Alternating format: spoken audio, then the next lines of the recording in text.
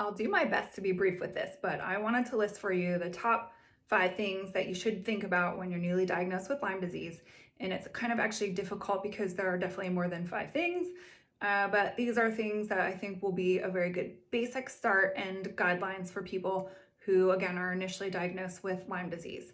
And I'd also like to preface that in that typically the standard testing for Lyme disease is only about 50 to 65% accurate.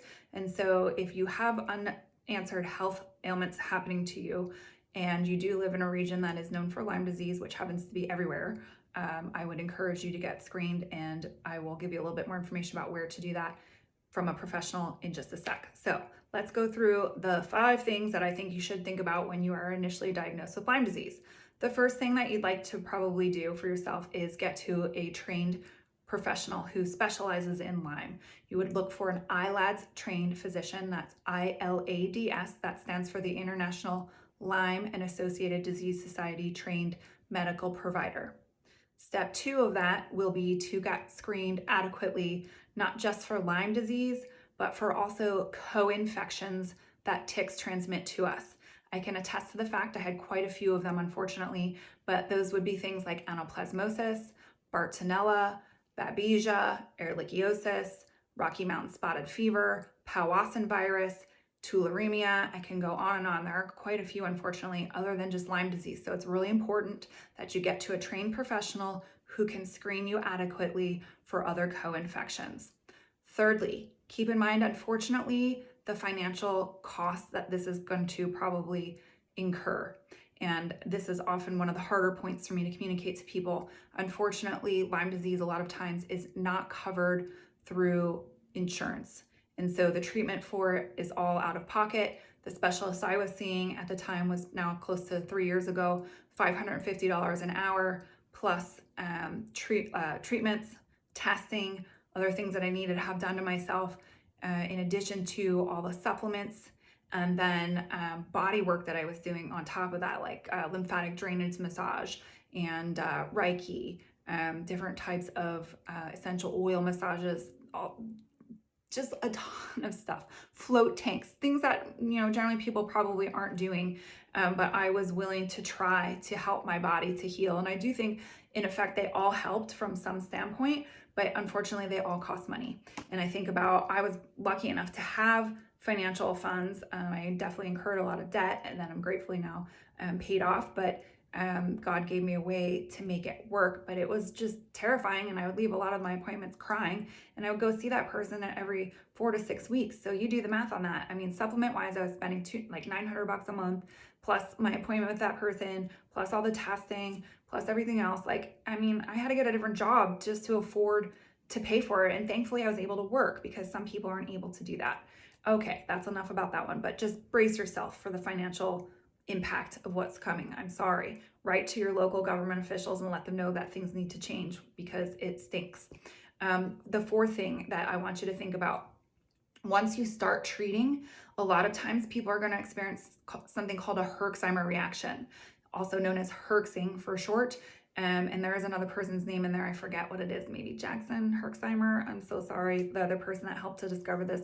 But at any rate, it is what happens when too much bacteria starts to die off in our body from the treatment, and we can't expel it fast enough. We can't detoxify ourselves quickly enough. And so we start to feel worse before you feel better. And that scares a lot of people, because they're thinking, no, I can't feel worse.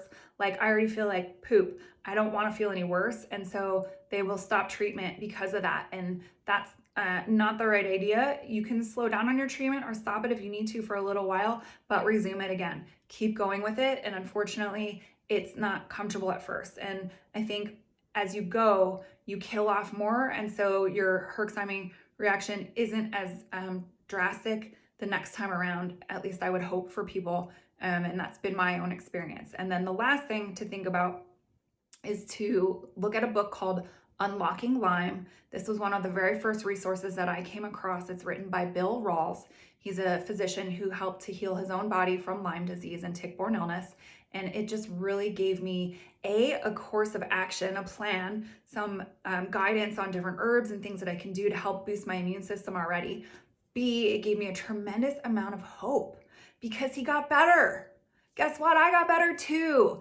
And I want people to realize that you can get better. That's one of the main things here in just me standing here talking to you is that I was sick for 7 years and then I got better. It took a long time.